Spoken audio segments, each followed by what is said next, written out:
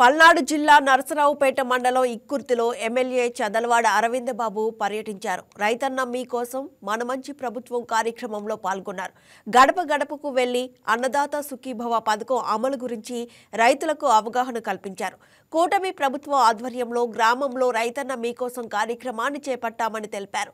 కూటమి ప్రభుత్వం అధికారంలోకి వచ్చినప్పటి నుంచి రైతులకు ప్రతి పథకాన్ని అమలు చేస్తూ విత్తనం వేసిన దగ్గర నుంచి పంట చివరి దశ వరకు ప్రత్యేక శ్రద్ధ తీసుకుంటుందని ఎమ్మెల్యే అరవింద్ బాబు వివరించారు.